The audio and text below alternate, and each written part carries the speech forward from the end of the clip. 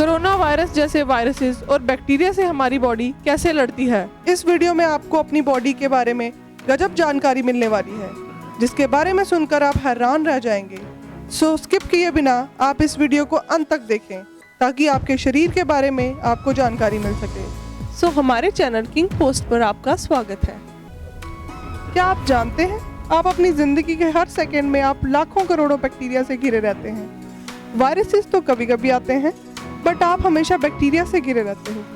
But अच्छी बात है ना, आपके अपने बॉडी के इम्यून सिस्टम वो बैक्टीरिया से भी ज़्यादा खतरनाक है। जी हाँ दोस्तों, अब मैं आपको ह्यूमन बॉडी के सुंदर से प्रोसेस के बारे में बताऊंगी जो बैक्टीरिया और वायरस से लड़ते हैं। एक सुंदर सा दिन चल रहा है, चमड़ी में घाव लगा, बैक्टीरिया को मौका मिल गया कि वो हमारी शरीर में घुस जाए। वो शरीर में घुस के शरीर के रिसोर्सेज को यूज़ करके मल्टीप्लाई करेगा और हर 20 मिनट में डबल हो जाएगा। 100 बैक्टीरिया 200 बनेंगे, 200 400 बनेंगे, 400 से 800 बनेंगे। जब बैक्टीरिया बढ़ने लगते हैं, बॉडी को नुकसान पहुंचने लगता है। तब बॉडी का गार्ड सेल, जिसे माइक्रोफेजेस भी कहते हैं, वो सामने आते हैं। फिर माइक्रोफेजेस पानी मांगते हैं ताकि वो अच्छे से मूव करके बैक्टीरिया से लड़ पाएं। ब्लेड से कटने के बाद जो ब्लड के साथ पानी निकलता है वो यही पानी है, वो यही माइक्रोफेज ऑर्डर करते हैं। अब माइक्रोफेजेस बहुत देर तक फाइट करते हैं, तब ज़्यादातर माइक्रोफेजेस सबको मार ही देते हैं। वो बैक्टीरिया को खाकर उनका खात्मा कर देते हैं। सब कुछ नॉर्मल हो जाता है। अगर बैक्टीरिया बहुत ही ज़्यादा स्ट्रॉन्ग है तो वो नहीं लड़ पाएंगे। तब वो हेल्प मांगते हैं मैसेंजर प्रोटीन्स के जरिए। तब वो अपनी बैकअप टीम को बुलाते हैं। Sir, we need backup. We need backup. Copy that. फिर माइक्रोफेजेस और न्यूट्रोफाइल्स मिलके लड़ते हैं। तब ये दोनों इन्फेक्शन साइट पे लड़ते हैं और बॉडी का टेम्परेचर बढ़ने लगता है।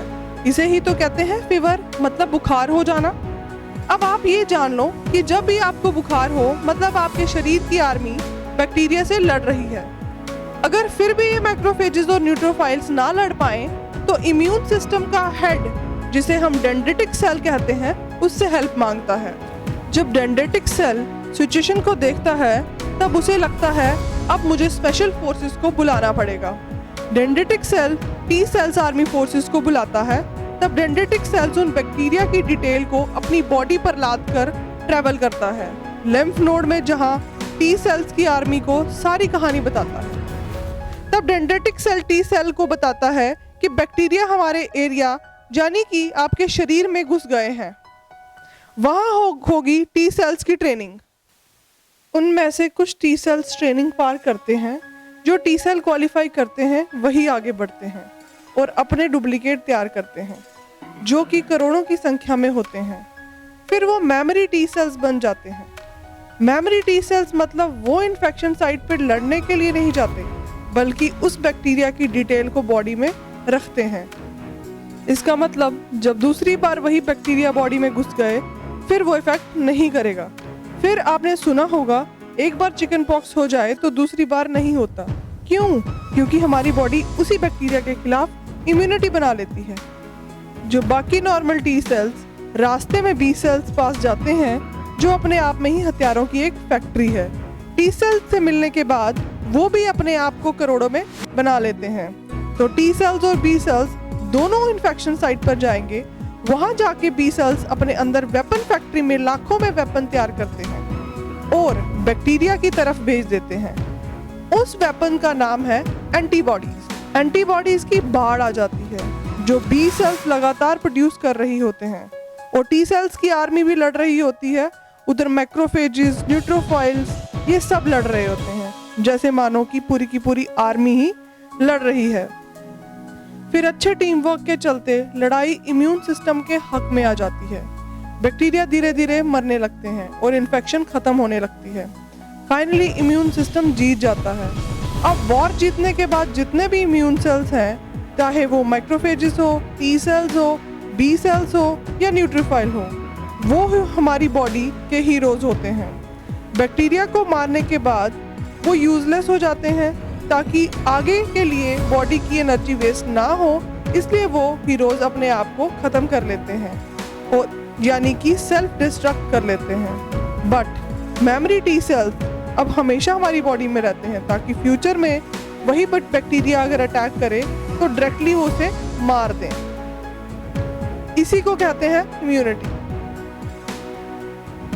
बट अगर कोई नया बैक्टीरिया आए तो ये कहानी फिर रिपीट होगा। ये जो मैंने बताया ये बस इतने ही सोल्जर्स नहीं होते, अपनी बॉडी में बल्कि हजारों तरह के सोल्जर्स होते हैं। ये बहुत ही कॉम्प्लेक्स नेटवर्क है, पर मैंने आपको ये जनरल मैप का आइडिया दे दिया। बॉडी का सिस्टम कितना ऑसम है। अब आपके दिमाग में सवाल होगा, वायरस और बैक्टीरिया से लाखों लोग क्यों मरते हैं? जवाब आपके सामने है, इम्यून सिस्टम का कमजोर होना। जो कहानी मैंने आपको बताई, जब वो ना ठीक से काम करे मतलब इम्यून सिस्टम वीक है, कमजोर है। मतलब सनलाइट आपके टी सेल्स को एनर्जाइज करती है। आप अपनी बालकनी में बैठकर सनलाइट को सिंपली एंजॉय कर सकते हैं। जितना आप स्ट्रेस, नेगेटिव चीज़ों से दूर रहेंगे और नेचर और हेल्दी चीज़ों के करीब रहोगे, उतना ही आप अपने इम्यून सिस्टम को स्ट्रॉन्ग रख पाओगे। सबसे इम्पोर्टेंट है खुश रहना। इनर हैप्पीनेस बहुत ज़रूरी है। जैसे कि आपको पता है, पूरी दुनिया कोरोना वायरस की लपेट में है और साउथ अफ्रीका ही ऐसी कंट्री है जहां कोरोना वायरस का केस ना के बराबर है। इसका मतलब था उनका इम्यून सिस्टम इतना स्ट्रांग है कि बैक्टीरिया और वायरस से आराम से लड़ सकता है। आपको ये हमारी वीडियो कैसी लगी?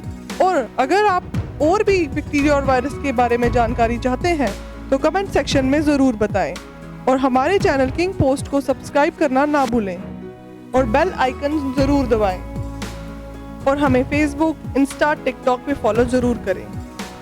मिलते हैं अगली वीडियो में, तब तक के लिए इजाज़त।